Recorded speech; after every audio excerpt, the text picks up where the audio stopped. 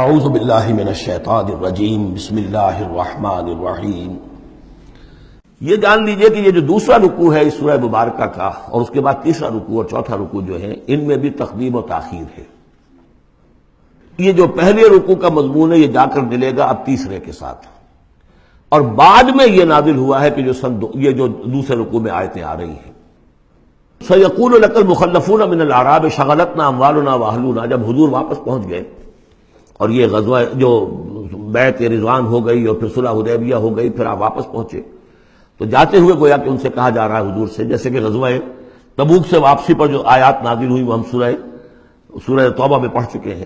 ان قریب کہیں گے وہ لوگ جو پیچھے رہ جانے والے تھے، من الاعراب، اعراب میں سے، شغلتنا اموالنا واہلونا، حضور نے عام اعلان کروایا تھا، فرض نہیں تھا، سب کے لیے لازم نہیں تھا، عمرے کے لیے چلنے کے لیے کہا تھا چلے، جتنے لوگ چل سکتے ہیں چلے۔ تو اب آئیں گے یہ وہ اعراب جو ہیں بادیہ نشین، اور وہ کہیں گے حضور ہم مشغول رہے اپنے اموال میں، اپنے ڈھور ڈنگر کی دیکھ بھال میں، اپنے اہل و عیال میں، ہم آپ کے ساتھ نہیں جا سکے، فاستغفر لنا، تو ہمارے لیے استغفار کیجئے۔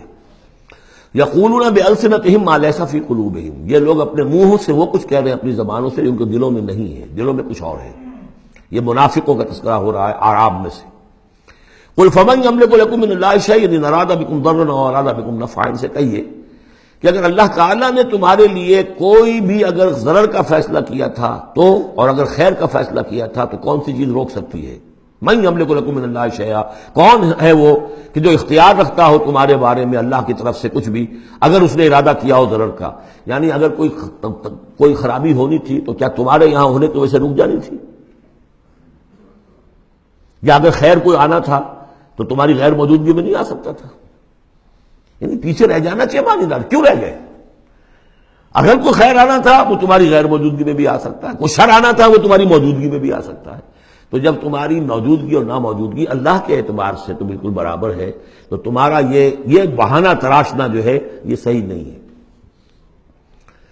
بل کان اللہ بما تعملون خبیرا، بلکہ تم جو کچھ کرتے رہے ہو اللہ اس سے باخبر ہے۔ وہ کیا ہے؟ اب ان کے دل کی بات اللہ تعالیٰ، ان کے دل میں جو چور تھا، بل ظننتم، تمہیں یہ گمان ہو گیا تھا، ان لن ينقلب الرسول والمؤمنون الى اہلہم ابدا، ان کو یہ گمان ہوا کہ ان کا تو معلوم ہوتا ہے کہ واقعتاً کوئی دماغ خراب ہو گیا مسلمانوں کا، قریش پر چڑھائی کر کے جا رہے ہیں، قریش، یہ تو سمجھیے کہ ان کے لیے ابھی تک عرب میں جو ان کی حیثیت تھی قریش کی، وہ سمجھتے تھے کہ اب تو یہ موت کے منہ میں جا رہے ہیں، اب یہ واپس ان میں سے کوئی آنے والا نہیں ہے۔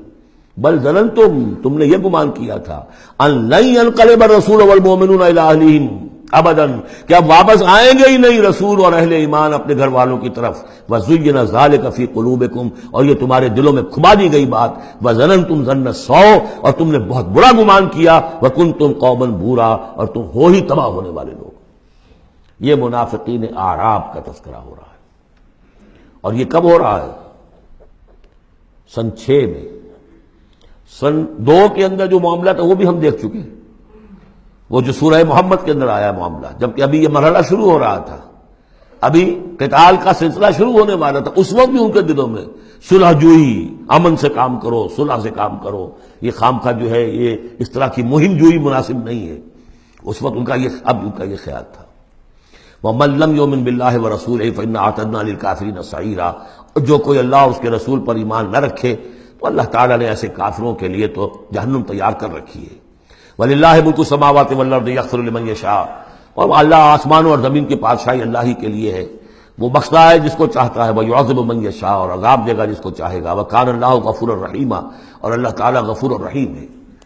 سَيَقُولُ الْمُخَلَّفُونَ إِذَا انطَلَقْتُمْ إِلَىٰ مَغَانِمَ لِتَأْخُذُوهَا، اب یہ نوٹ کر لیجئے تاریخی اعتبار سے کہ اس کے فوراً بعد جو ہے اگلے ہی سال حضور نے، اب جب کہ قریش سے صلح ہو گئی تو آپ یکسو ہو گئے، ادھر سے کوئی حملہ اب نہیں ہوگا، تو آپ نے اپنی پوری طاقت لے کر خیبر پر حملہ کیا، جو گڑھ بن گیا تھا یہودیوں کا، جو بنو قینقاع اور بنو نذیر نکالے گئے تھے، جا کے وہیں آباد ہو گئے تھے، پہلے سے بھی وہاں پر وہ بڑا گڑھ تھا، ان کے بڑے قلعے تھے، بڑے یعنی فورٹیفائڈ، اور وہاں پر سارا وہ اب حضور نے ان کی جو ہے سرکوبی کی۔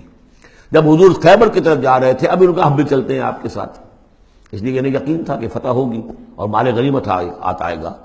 سَيَقُولُ الْمُخَلَّفُونَ إِذَا انطَلَقْتُمْ إِلَىٰ مَغَانِمَ، اور اے مسلمانوں جب تم اب جاؤ گے غنیمت حاصل کرنے کے لیے، یعنی اب جو غزوہ خیبر کی طرف جو پیش قدمی کرو گے، تو یہی لوگ جو پہلے پیچھے رہ گئے تھے وہ یہ کہیں گے ضرور نہ نتبعکم، ہم بھی آپ کے ساتھ چلیں، اجازت دیجیے۔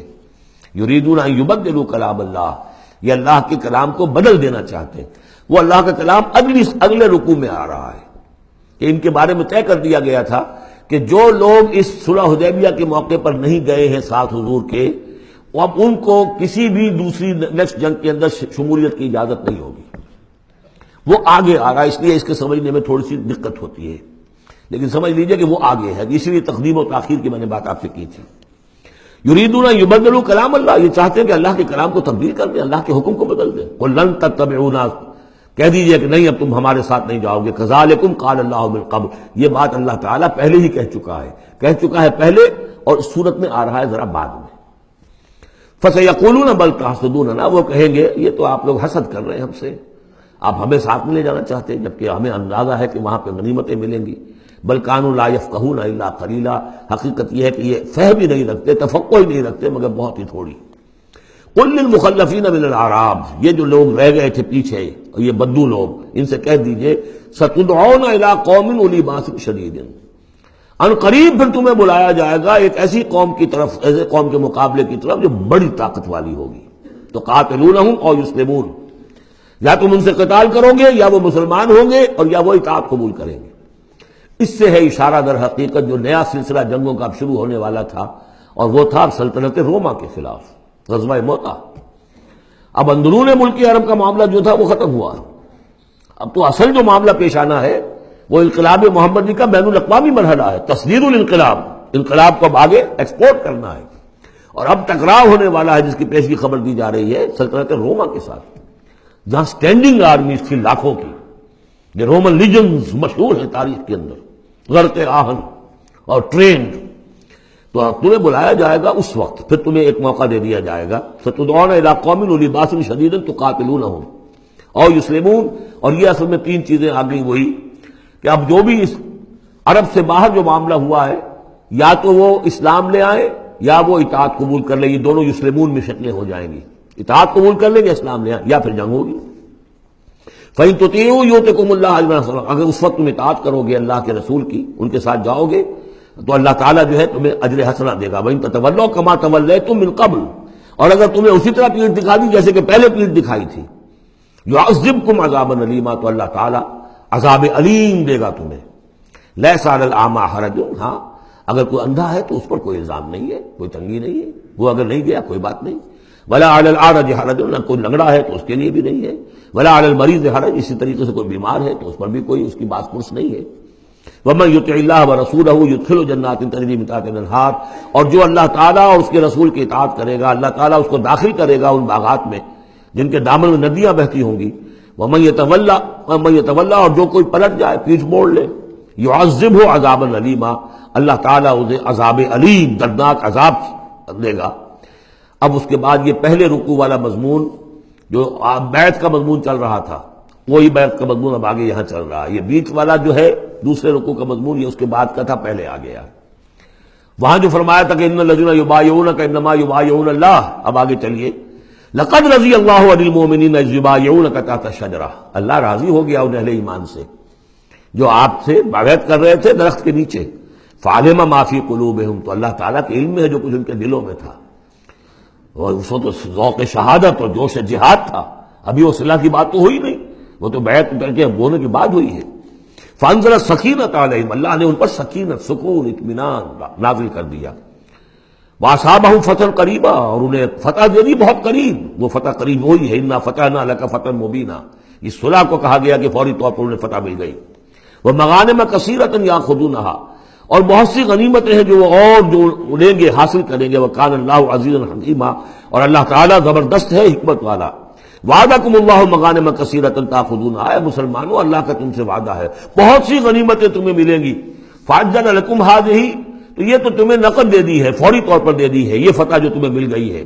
وکف ایدی الناس عنکم، اور اللہ تعالیٰ نے روک لیا لوگوں کے ہاتھوں کو تم سے، لتکون آیۃ للمؤمنین، تاکہ یہ اہل ایمان کے لیے ایک نشانی بن جائے وَيَهْدِيَكُمْ صِرَاطًا مُسْتَقِيمًا، اور اللہ تعالیٰ تمہاری رہنمائی فرمائے سیدھے راستے کی طرف، یعنی اب تمہاری جد و جہد جو ہے وہ تیر کی طرف سیدھی کامیابی کے آخری مراحل تک پہنچ جائے۔ صدق اللہ العظیم۔